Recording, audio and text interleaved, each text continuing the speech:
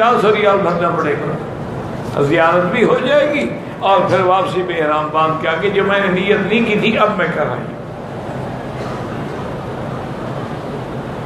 ہم پاکستان سے آئے، پہلا عمرہ کا مسجد عائشہ سے عمرہ کر سکتے ہیں؟ ہاں کر سکتے ہیں، کیوں نہیں کر سکتے؟ نفلی بات 100 عمرہ کرو، لیکن افضل یہ ہے کہ طواف زیادہ کرو۔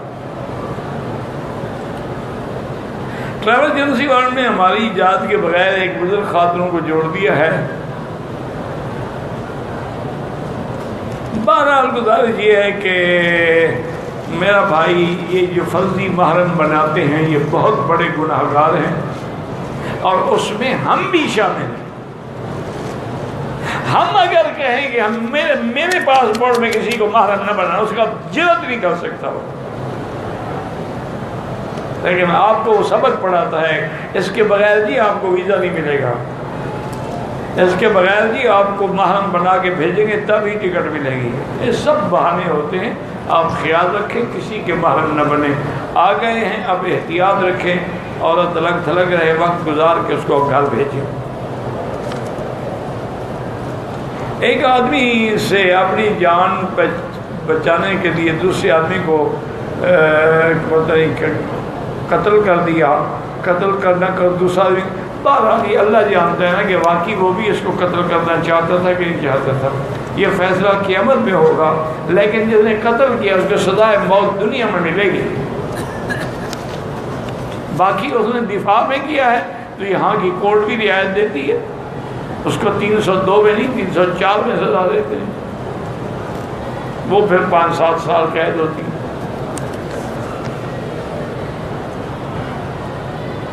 ہمارے اسکول میں رفع دین کرنے والے جماعت سے نماز نہیں پڑھتے، الگ جماعت کراتے ہیں۔ بہرحال گزارش یہ ہے، یہ کوئی فرض مسئلہ ہی نہیں ہے، نہ تم لڑو نہ خدا کے لیے ان کو چاہیے کہ لڑیں، علیحدہ پڑھتے ہیں جا کے پڑھیں۔ سیدنا عبداللہ بن مسعود نے نماز پڑھی، صرف تکبیر تحریمہ میں رفع دین کی، ثم لم یعد، پھر نہیں کی دوبارہ۔ عبداللہ بن مسعود سے زیادہ کون ہے صحابہ میں فقیہ؟ ان بحثوں میں نہ پڑھو، بس جو کرتے ہیں ان کو کرنے تو الگ پڑھتے، نماز کو الگ پڑھنے تو آپ کو کیا تکلیف ہے؟ وہ اپنے آپ کو الگ کرنا چاہتے ہیں، انہیں مرضی ہے، ہم تو الگ کرنا نہیں چاہتے۔ کہتے جی کوئی مرد اپنی سفید داڑھی کو سیاہ کر سکتا ہے، بھی سیاہ کرنا منع ہے اور کوئی کلر لگا لے، نہیں سیاہ کرنے کا کیا فائدہ ہوگا؟ میں بیوی آپ کو جوان سمجھے گی؟ نہیں، مجھے وجہ بھی بتایا کرو نا ساتھ کہ بھئی داڑھی کالی کرنے کا یہ فائدہ ہے کہ مجھے بیوی کو پتہ ہے تم جتنا جوان ہو، یا پھر لوگوں کی بیویوں کو دھوکہ دینا چاہتے ہو کہ میں ابھی جوان ہوں جناب، میری طرف بھی نظر کرم ہو۔ انا للہ و انا الیہ راجعون۔ سب سے پہلے کالا خضا پتہ ہے کیسے لگایا تھا فرعون نے؟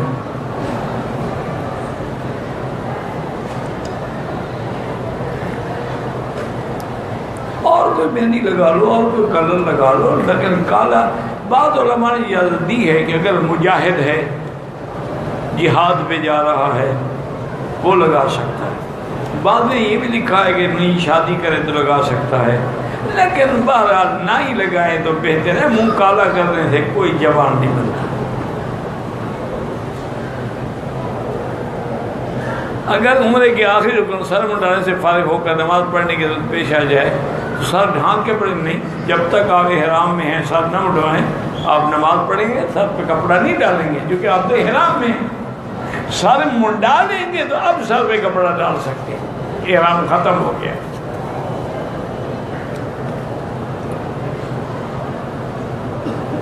مجبوری ہو تو جس میں قرآن کی صورتیں ہو گیا بھائی، بہرحال ہر حال میں وہ حمام میں لیٹرین میں نہ لے جائیں، بالکل کوئی حل نہ ہو تو باہر لٹکا دیں، کسی ساتھی کو دے دیں، یہ بہت بڑی بے ادبی ہے۔ کہتے ہیں جی کہ ماہ رمضان میں اگر ہم وتر پڑھنا چاہیں حنفی مذہب پڑھتے رہیں، علیحدہ ضروری تو نہیں کہ جماعت کریں، الگ الگ پڑھیں۔ بعض مساجد ایسی بھی ہیں جہاں حنفی مسلک کے مطابق جماعتیں بھی ہوتی ہیں، لیکن ضرورت کیا ہے؟ ادھر تو تہجد کے بعد پڑھنا ہوتا ہے، تہجد گھر پڑھی جاتی ہے اللہ کے بندے، اس کے لیے جماعت کی کیا ضرورت پڑ گئی ہے؟ 4 طواف کر کے 8 رکعت وہاں پڑھ سکتا ہے، لیکن ہر طواف کی الگ نیت ہوگی، 2 رکعت 2 رکعت 2 رکعت یوں کر کے، ایک ہی دفعہ نہیں 8 پڑھا جائے۔ وہ ایک ہمارا حاجی آیا تھا، مہمان ہو گیا، صفا مروا دوڑ رہے، کافی دیر ہوگی، میں نے آدمی بھگایا بھی پتہ کرو، نے کہا جی کہیں وہ دوڑ رہا ہے، انہوں نے کہا یار 4 گھنٹے، انہوں نے کہا کہتے ہیں لوگ جو دوڑ رہے ہیں میں بھی دوڑ رہا ہوں، انہوں نے کہا کتنے چکر، انہوں نے کہا 100 تو ہو گیا ہوگا۔ چلو الحمدللہ اچھی سزا مل گئی تمہیں۔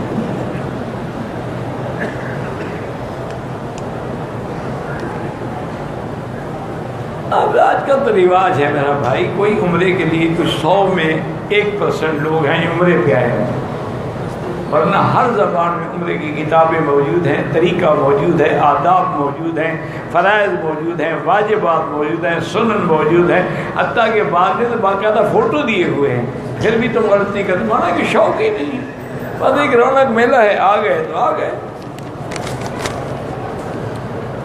کہتے ہیں عصر کے فرضوں کے بعد طواف کی 2 رکعت نہ پڑھیں، مغرب کے بعد پڑھیں۔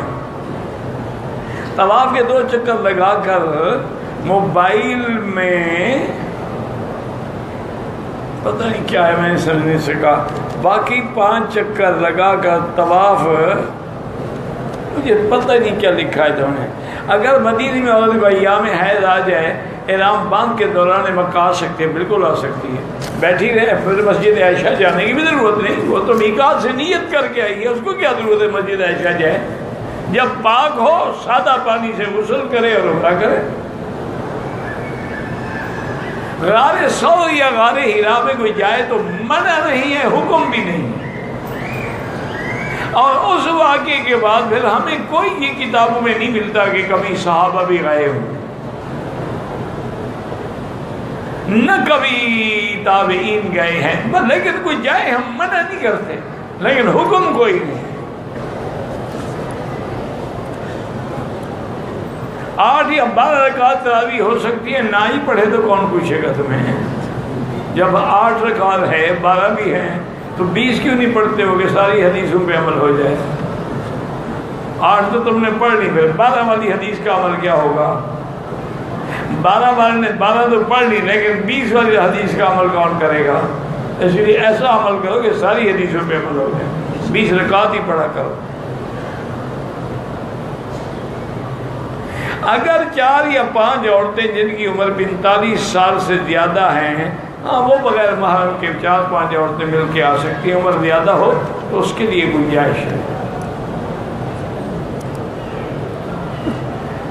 کیا ایک بار 3 دفعہ طلاق دینا تو 3 ہی ہوتی ہیں؟ ایک دفعہ ایک آدمی کو 3 تھپڑ لگاؤ تو 1 شمار ہوگا؟ پوچھ لینا نا 3 مار کے، بھائی 1 لگا ہے تمہیں کہ 3 لگے ہیں؟ یہاں یورپ میں جب لڑائی ہوتی ہے نا، لڑکے ایک دوسرے کو مارتے ہیں نا، تو مارے نا تو وہ گر گیا تو پھر کہتے ہیں آر یو فائن، تم ٹھیک ہو نا؟ اچھا، پھر مارنا شروع کر۔ ایک آدمی اپنی بیوی کو 2 دفعہ طلاق دیتا ہے، پھر 3 سال بعد رجوع کرتا ہے، دوبارہ کیا کر سکتے؟ اب 1 طلاق اس کے ذمہ ہے، جب 1 دے گا 3 ہو جائیں گے۔ اب خیال رکھنا، اب طلاق نہ دینا، رجوع کر سکتا ہے، کر لیا ٹھیک ہے، کیونکہ اللہ نے ہر بندے کو 3 طلاق کا حق دیا ہے۔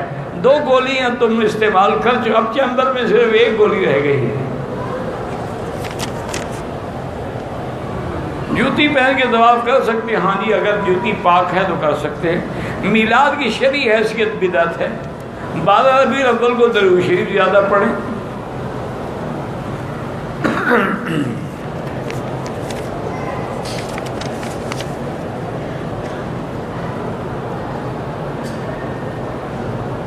دین کے غلبے کا معنی ہے کہ پوری دنیا پہ اسلام کا حکم نافذ ہو، کفار یعنی اگر ختم نہ ہوں تو اسلام کے تابع ہو جائیں، جیسے عیسیٰ علیہ السلام کے زمانے میں ہوگا کہ تمام ادیان مٹ جائیں گے، صرف دین اسلام ہے۔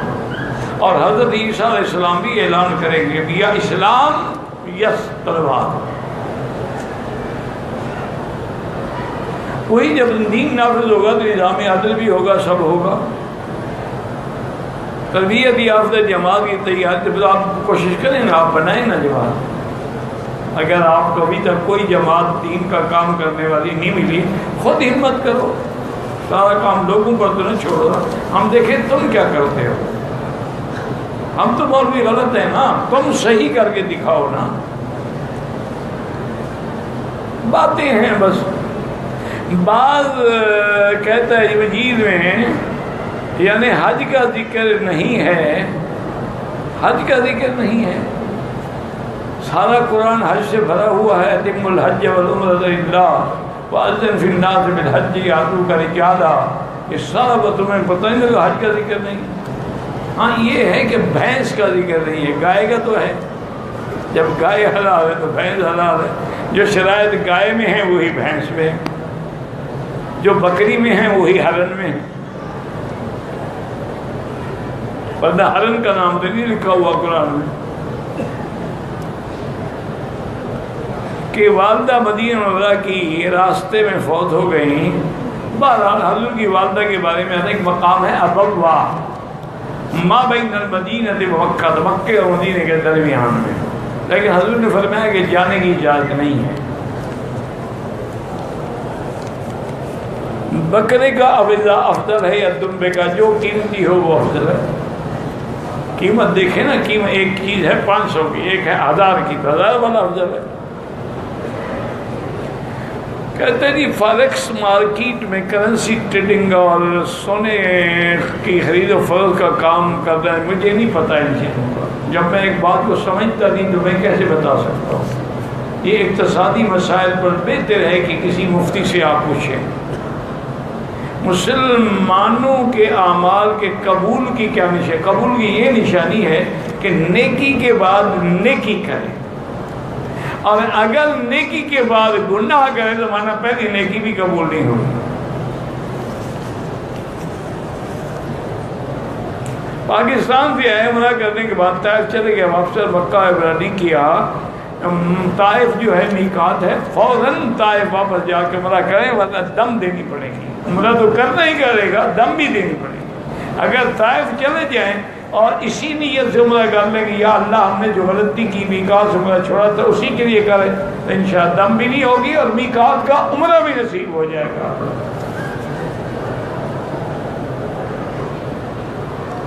ایک بھائی اپنے لیے کفن آب زمزم سے دھو کے لیتے، حکم کوئی نہیں ہے، باقی اس کی مرضی ہے۔ اس کے دماغ میں اگر یہ ہے کہ یہ ایک تبرک ہے، پانی برکت والا ہے اور جس غرض کے لیے ہو اللہ قبول فرماتے، ورنہ حکم کوئی نہیں، نہ حدیث میں ہے نہ صحابہ کے اقوال میں ہے۔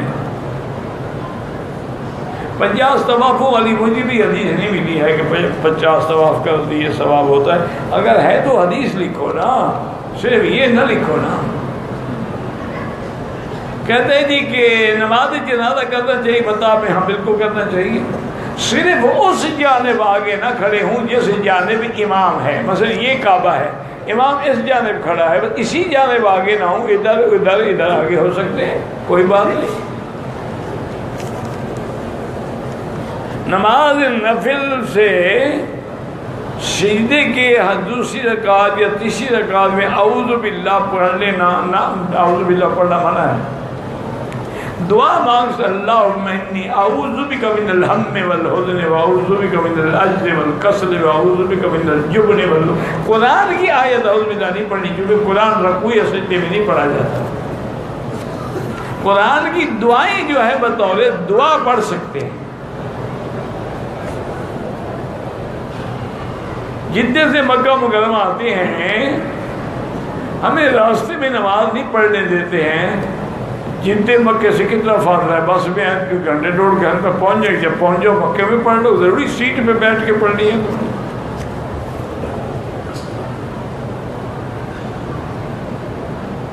مسجد عائشہ سے پتہ نہیں کیا کیا، حل کرا لیا، بہرحال تیسرا عمرہ کرو یا 10واں کرو، سر پہ اس طرح پھروانا پڑے گا، بال ہوں یا نہ ہوں، نہیں پھراؤ گے دم پڑ جائے گی۔ میں حرم میں کام کرتا ہوں، میں چھٹی گزار کر آیا ہوں، اور بغیر احرام کے آیا ہوں، کوئی ڈیوٹی تھی، مجبوری تھی، تو پھر تو دم نہیں، ورنہ دم ہے، اور عمرہ بھی کرنا ہوگا۔ میں اپنے شوہر کے ساتھ عمرے پہ آنا چاہتی ہوں، اپنی بہن کو لا سکتی ہوں، بہرحال بہتر تو ہے کہ نہ لائیں، کیونکہ تمہارا شوہر جو ہے وہ جمع بین الاختین تو حرام ہے، علماء کہتے ہیں کہ آ سکتی ہے، اپنی بہن جو اس کے ساتھ ہے، لیکن آج کل کے حالات یہی ہیں کہ نہ آئے، کیونکہ بہت بڑے ظلم ہو رہے ہیں، بہنیں خود گناہ کروا رہی ہیں۔ انا للہ و انا الیہ راجعون۔ اللہ سب میری بیٹیوں کی عزت محفوظ رکھے۔ کہتے ہیں جی جناب تھوڑا وقت ہوتا ہے تو بعض لوگ سو جاتے ہیں، بہرحال سو جانے سے نیند آ جائے وضو ٹوٹ جاتا ہے، باقی لوگ جانے لوگوں کا کام، تم کوئی ان کے ٹھیکیدار ہو، تم اپنی نماز کا فکر کرو۔ اللہ عالم وہ سویا اس کو نیند نہ ہو، اور ہمیں یہ کوئی حکم تو نہیں ہے پوچھتے پہ جناب آپ کو نیند تو نہیں ہے، اللہ کے بندے۔ اچھا بعض کے نزدیک نیند سے وضو نہیں ٹوٹتا، تو ہمیں کیا ضرورت ہے بات کرنے کی؟ ہمارے مسلک میں نیند سے وضو ٹوٹ جاتا ہے، عورت مدینے میں حیض آ گیا، پاک ہو گئی، مکے آ گئی ہے، مسجد سے حیض سے عمرہ کر سکتی ہے، لیکن دم دینی پڑے گی۔ بہتر یہ ہے کہ یا طائف چلے جاؤ یا مدینے جا کے دوبارہ عمرہ کرو، اور طائف تو یہاں سے 100 کلومیٹر ہے، تمہارا 100 ریال بھی خرچ نہیں ہوگا۔ کہتا ہے جی زمزم بیٹھ کے، ہاں زمزم بیٹھ کے پینا چاہیے، کھڑے ہو کے پئیں تو گناہ نہیں ہوگا۔ یہ مسئلہ نہیں ہے کہ زمزم لازم کھڑے ہو کے پئیں۔ تبلیغ والے جو ہیں جی 4 سے 12 مہینے تک تبلیغ پہ چلے جاتے ہیں، ان کے گھر کے حالات ٹھیک نہیں ہوتے، تم ٹھیکیدار ہو کے گھروں کے، وہ جانے ان کے گھر جانے۔ یہ لوگ جو 2 سال کے کنٹریکٹ پہ یہاں آئے ہوئے ہیں، ان کے گھر کے حالات کا ذمہ دار کون ہے؟ ان پر تو کبھی اعتراض نہیں کیا، اعتراض دین پہ ہوتا ہے۔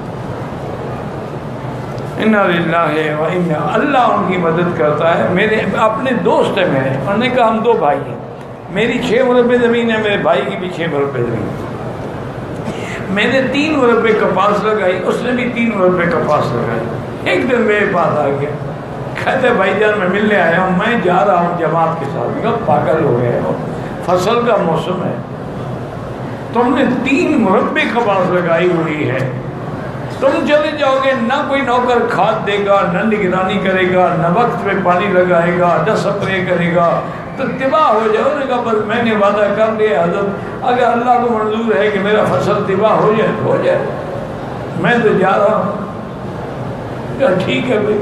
وہ کہتے ہیں مکی صاحب یقین کریں میں خود نگرانی کرتا رہا، میری کپاس تھوڑی ہوئی، اس کی زیادہ ہوئی۔ اللہ دیتا ہے نا، ان کا تم فکر نہ کرو، اپنا فکر کرو، اپنے بیوی بچوں کا، ان کا اللہ حافظ و ناصر ہے۔ صحابہ نے بچے نہیں چھوڑے، حضور پاک نے اپنی بیٹیاں مکے میں نہیں چھوڑی، دین تو دین ہے نا۔ قاری محمد حنیف صاحب کے ہمشیرہ صاحبہ اہلیہ محترمہ آج صبح وفات پا، اللہم اغفرہا ورحمہا وتجاوز عنہا وادخلہا فی الفردوس الاعلی۔ اللہ ان کی مغفرت فرمائے، اللہ ان کے درجات بلند فرمائے، اور اللہ ان کے پسماندگان کو صبر جمیل عطا فرمائے۔ کہتے ہیں کہ آپ امام کے مقلد ہیں، نماز تشہد شریف کیوں پڑھتے ہو؟ اللہ کے نبی نے کہا اس لیے پڑھتے ہیں۔ مقلد کا کیا معنی ہے یہاں کہ جو نبی کہے نہ مانو؟ یہ عجیب بات ہے۔ وہ معلوم ہوتا ہے کہ سوال کرنے والا بھی عقل سے فارغ ہے۔ جو آزاد عمرے کے لیے پاکستان 15 دن سے زیادہ مکے میں رہتے، اگر زیادہ رہیں تو پھر نماز کا اثر نہیں پڑھیں گے۔ اگر 15 دن سے کم میں 10 دن ادھر ہیں 10 دن مدینے، پھر کثر ہوگی۔ ایک پاکستانی سے مکے میں مقیم، ان کا گھر بھی مکے میں ہے، مدینے وہ کام کرنے کے لیے جاتا ہے، مدینے میں کرایہ مکان کرایہ پہ لیا ہوا ہے، 3-4 دن میں وہاں قصر پڑے گا۔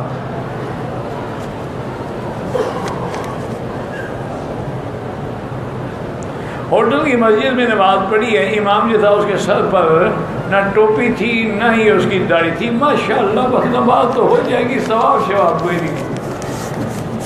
نماز تو ہو جائے گی, صلو خلف کل بر و فاجر. ثواب تب ہوگا جب امام کی نماز بھی سنت کے مطابق ہوگی.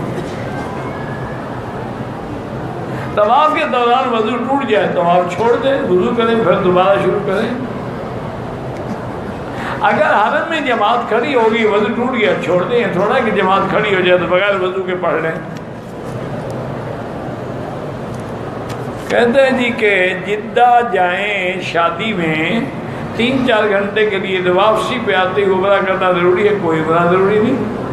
جدہ تو میقات ہے ہی نہیں. بچے 12 سال سے چھوٹے ہیں, ان کے لیے بھی کوئی احرام ضروری نہیں. ہمیں پاکستان میں بتایا جاتا ہے کہ انشورنس حرام ہے. سعودی عرب میں گاڑی وغیرہ. میرا بھائی گزارش یہ ہے کہ ایک ہے مجبوری طور پہ کسی چیز کو قبول کرنا. یہاں ڈرائیور سے بندہ مر جائے, اس کی دیت کون دے گا؟ 1,60,000 ریال. اس لیے مجبوراً علماء نے تھرڈ پارٹی کی انشورنس میں جائز قرار دیا ہے, ورنہ وہ تو ساری زندگی جیل میں گزر جائے گی. انشورنس ہوتی ہے, اس کے پیسے بھر دیتے ہیں, وہ نکل آتا ہے. مسجد نبوی میں مولوی صاحب کہہ رفع دین کرنا چاہیے, تو ہم تو انہیں منع نہیں کرتے کہ نہ کرو. جو نہیں کرتے ان کو زور نہ لگاؤ, جو کرتے ہیں ان سے لڑائی نہ کرو. اور نقاب میں بھی نماز پڑھ سکتی ہے, لیکن چہرہ کھلا رکھے نماز میں تو زیادہ بہتر ہے. عمرے کے بعد حل کروایا تو اس کے بعد غسل کرنا ضروری ہے؟ کوئی نہیں. احرام باندھنے سے پہلے غسل کرنا سنت ہے, بعد میں تو سنت نہیں ہے. وہ تمہاری مرضی ہے کہ بال لگیں گے غسل کر دو, نہ کرو, تمہاری مرضی. طائف نے عمرہ نہیں کیا, ابھی آپ نے جواب فوراً نہ کرو. تو ہم مدینے جا رہے ہیں, پھر مدینے سے اسی نیت سے عمرہ کر لینا. مدینے جا رہے اچھی بات ہے, مدینہ بھی میقات ہے. واللہ اعلم. ربنا تقبل منا انك انت السميع العليم وتب علينا انك انت التواب الرحيم. یا اللہ یا اللہ یا رحمان یا رحیم یا حی یا قیوم یا ذی الجلال والاکرام یا الہ لا الہ الا انت واحد